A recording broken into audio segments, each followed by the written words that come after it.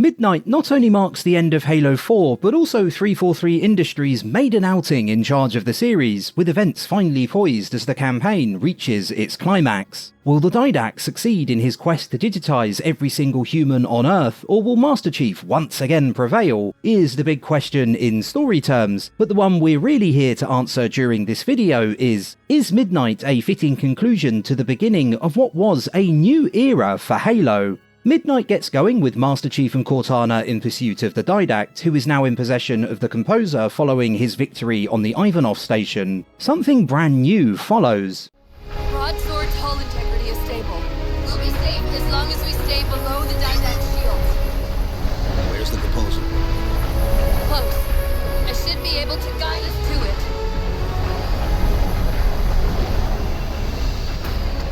You have not been composed. Such an operation should not have been possible.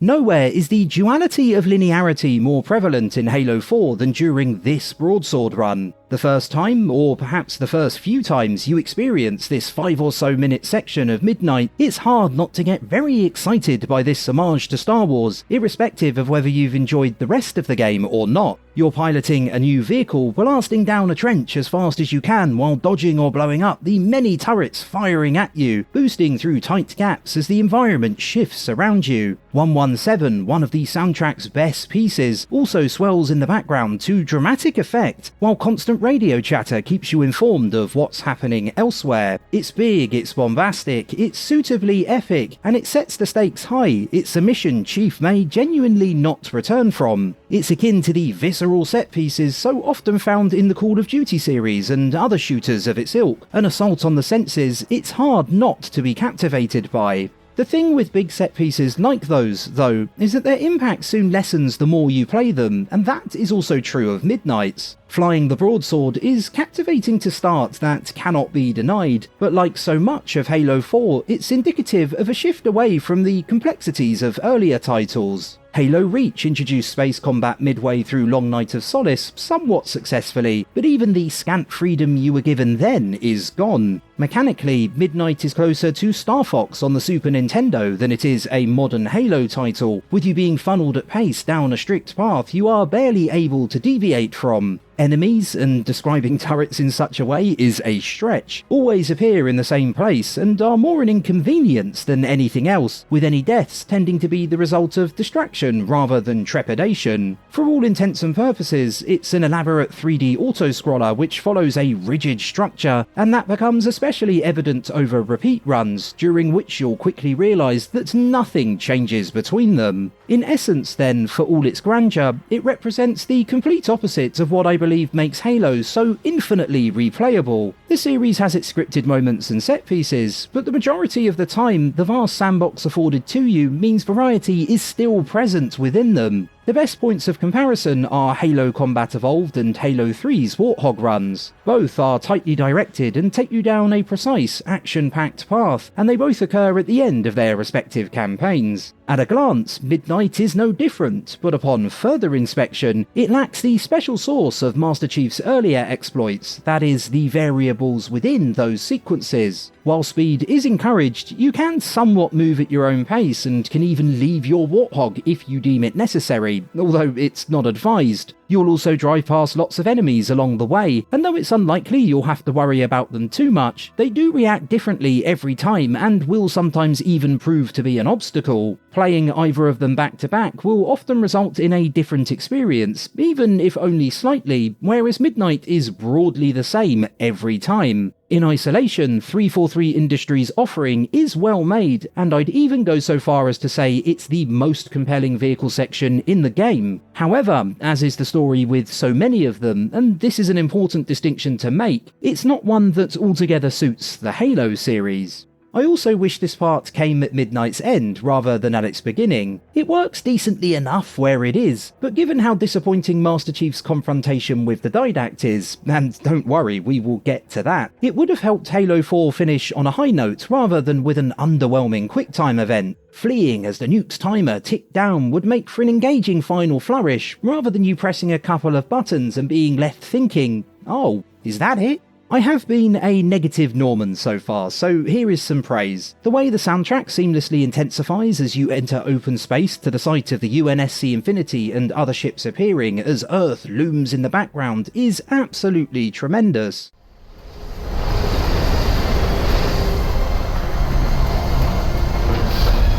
There it is! No, wait! Infinity, Didact just closed off our entrance to the composer. We can try punching a hole in that hull plating, but Infinity won't be able to get a clear shot with all that black. We'll take care of the guns.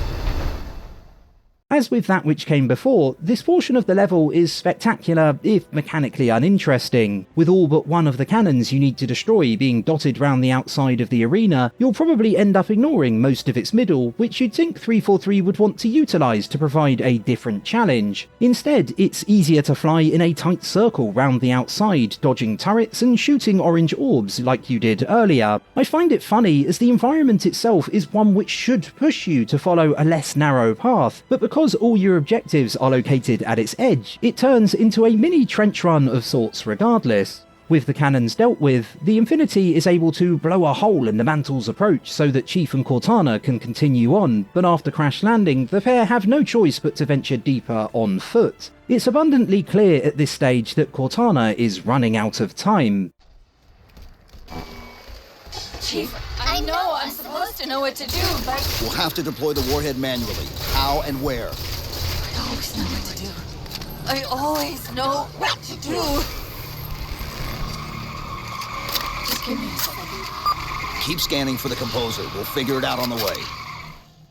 Putting to one side the story beats, which are outstanding throughout, the gameplay from this point onwards is rough. For those of you who have played Halo 5 Guardians, this first half of your time spent indoors is reminiscent of The Breaking, the mission I think is Halo's absolute worst. The two share much of the same DNA, with this portion of Midnight feeling like something of a prototype for it. Look at the arena in the background here, for example. I'm sorry to keep harping on about Call of Duty, but it is exactly how Call of Duty sets up its encounters, with cover for you to duck behind plonked all over the place without any rhyme or reason. Enemies also spawn straight ahead of you, and only straight ahead of you, which makes every firefight a war of attrition, as you slowly progress forward through shooting galleries where taking cover feels like less of a choice and more of a necessity. You cannot dive in and begin moving around arenas less uniformly, as there are so many aggressors packed into every space that doing so is a death wish even on lower difficulties. After the first few encounters, you come across a room filled with weapons as Cortana contacts you while mistakenly labelling herself as her creator, Dr. Catherine Halsey. It's an attempt by 343, I'm sure, to encourage you to play your way, but with the issues already outlined so abundant, the only correct choice is grabbing ranged weapons. I tried diving in with the gravity hammer, but it and other short-range options simply are not suited to the way skirmishes are structured. The best approach is to kill some Prometheans and edge closer to your objective, kill some more and do the same, and so on and so forth. There is nothing wrong with that in isolation, and it makes sense considering the Didact should be well protected and getting to him should be tough. However, with there being no Covenant featured at all, this is the single level they're entirely absent from, and with the Prometheans encouraging only this cautious playstyle, things can begin to drag. If you are one of those who is already losing patience, you're in for a nasty shock as it gets even worse. Reinforcements! Hold them off while I locate the composer! 3 minutes. You spend 3 minutes here stuck doing almost nothing as crawlers lazily amble their way over to you. Most can be taken out before they even reach you, and it kills any sense of pacing Midnight had up to this point stone dead. It's unneeded padding that should have been cut, and it adds nothing of value whatsoever. At least once you're done, the endgame begins, as Master Chief and Cortana reach the composer and the Didact. So you come at last. Activity! Significant slip space event building under the composer. He's powering it up. Cortana then splits herself, with the goal being to use her copies and their rampant personality spikes to overwhelm the composer's shields so that Chief can reach the Didact. What does that mean for you? Well, for a third time, you're exposed to a mixture of amazing atmosphere and mediocre gameplay. You have to reach 2 beams housed in areas which are laid out practically identically and contain mostly the same enemies, and you have to traverse 2 similar beam-free platforms as well. It's yet another example of you being made to do the same thing multiple times to achieve a single objective, as you move between 4 platforms which are nigh on exact copies of one another. This is the last substantial piece of gameplay before the campaign concludes, and looking at it particularly in those terms, it is a letdown. You've already spent time fighting the Prometheans prior to arriving here, so they're not too interesting at this stage, and now you'll begin to get environmental deja vu too. It's a never-ending procession of repetition. You'd have hoped for more, what with your later confrontation with the Didact being so disappointing, but scant reward is offered. As it stands, Midnight starts out strong and then flounders the further you progress, and it's why I think the Broadsword Run desperately needed to be at its end to vastly improve pacing. That being said, while the combat is as bland can be, with nothing introduced to differentiate engagements beyond those in any other level, or the rest of Midnight, 343 does still succeed in elevating your push to the Didact through other means. Arrival is the perfect choice of backing track, with it lending a real sense of finality to events. I've not been overly complimentary of Halo 4 or 5's soundtracks in the past. I think they stray too far from the series' trademark sound, although 343 vastly improved with Infinite, but Arrival and 117, which played earlier, are 2 of Halo 4's best songs, and they're both used to great effect during their respective parts. The environment itself is also the most visually distinctive of all of 343's Forerunner efforts, a cavernous expanse bathed in orange light, its centre pointed menacingly at Earth. Cortana being on her very last legs also adds weight. Knowing you're so close to achieving your goal of stopping the Didact, but at the same time starting to understand that your companion probably won't be leaving with you, fosters conflicting emotions, a bittersweet feeling. There is a nice touch with regards to this right before you meet the Didact too. Cortana is barely functioning at all, but she still urges Chief on via the objective readout on his hub, which says, "It's alright, but you must hurry." Even though she's so close to death, she still finds a way to comfort and encourage him. On the subject of deaths, with the 2 beams turned off, 4 platforms navigated, and countless Prometheans dispatched, at long last Master Chief comes face to face with the Didact for a second time. Remember, this is their first proper meeting since the Didact was revealed at the end of Forerunner a good while ago. This second clash is deeply unsatisfying. Cortana saving the day as much as Chief does is very appropriate and an excellent way of rounding out her time with the series.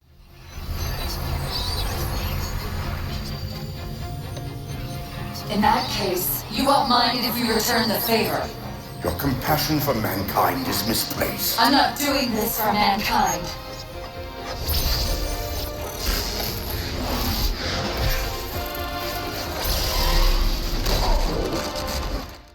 But only being able to interact via a QuickTime event leaves a very sour taste. It wasn't an altogether clever way of finishing things to begin with, and it's even worse in retrospect given the Didact never appears in another game. You see him once early on in Halo 4, and then you see him a second time at its climax, at which point he's beaten by a couple of buttons. With the campaign's story building him up so much, with the terminals fleshing out his backstory, to have him disappear for good so unceremoniously is hugely wasteful. I've never been the Didact's biggest fan personally, but I do believe he had potential.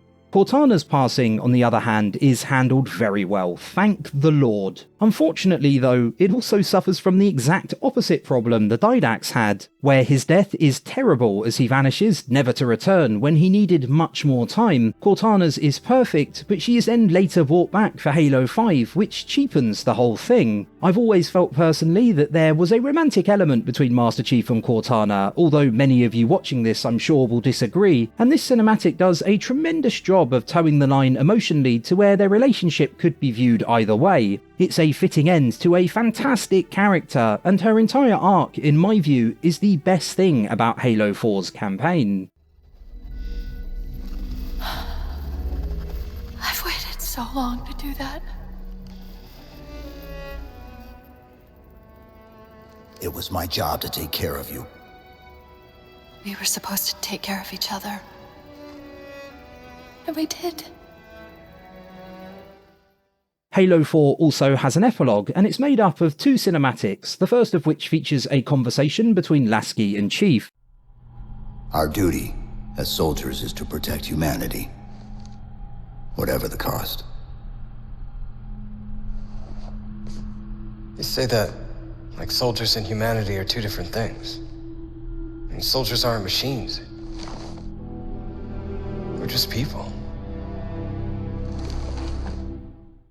The second cutscene is a Didact monologue, which is somewhat meaningless nowadays, being we never see him again, and while that plays out, I want to share my final thoughts regarding Midnight, followed by Halo 4's campaign as a whole. To be blunt, Midnight is not a great ending, with its pulse-pounding atmosphere softened by the incredibly monotonous gameplay attached to it. It's also strangely paced, with it starting out strong and ending weakly, while everything in between is arguably the worst of Halo 4 when it comes to combat, and the Didact's death is about as underwhelming as it could possibly be. That amazing atmosphere, though, is a big plus point, and even with certain parts of Midnight being a bit dodgy, it's often difficult not to find certain portions of the level exhilarating. The lead up to Cortana's demise and the way the demise itself are handled are perfect from start to finish, and they really needed to be. If both the Didact's death and Cortana's were executed poorly, it would have been a disaster. Disaster is not a word I'd use to describe Midnight as a whole, but it's an odd combination of brilliant spectacle and middling gameplay, which makes Halo 4's conclusion a mixed bag. Mixed bag is an apt description of Halo 4, as in spite of what some may say, it's not a terrible title by any means. Story-wise, the series really could have gone somewhere based on what unfolds during the campaign. The Didact side of the story is serviceable at worst and often better, introducing a new villain who didn't appear anywhere near enough, but nevertheless had potential. Chief and Cortana's arc is fantastic throughout, their time together ending on a high note. Imagine a second chapter telling the tale of a Cortana-less Master Chief who has no choice but to face a returning Didact head-on alone. Not only would he have to grapple with the external threat of a vengeful Forerunner, but he'd also have his own internal struggle to deal with, a man as machine as can be, doing his best to reconcile his conflicting emotions. Concerning gameplay, 343 Industries seemingly followed modern trends more than the groundwork laid down by Bungie, and the result is an experience which is modern but fails to elevate the franchise. Halo 4 is less a Halo game and more a Call of Duty game in Halo Clothing, with much of the series' freedom of expression replaced by linearity, and a sense some of the magic has been lost. It features much of what you'd expect from Halo, but structured and arranged in a way which is so very often stifling. Even so, I think there was a world in which these mistakes could have been rectified, but as we all now know in the present, Halo 5's gameplay followed much the same format, and this cannot be viewed as anything other than a mistake. The correct course of action would have been to take the campaign's best parts, its tight gunplay, its visuals, and to some extent its music, and transplant them into a title which was far more stylistically similar to the Halos of old. In the end, a simple phrase nicely sums up my thoughts on the game. Halo 4 is a good first-person shooter, and a middling to poor Halo title. Thanks for watching the video, boys, girls and Spartans. If you had a terrific time, do consider liking, subscribing and sharing your thoughts regarding how Halo 4 ends, and hopefully we'll meet again soon.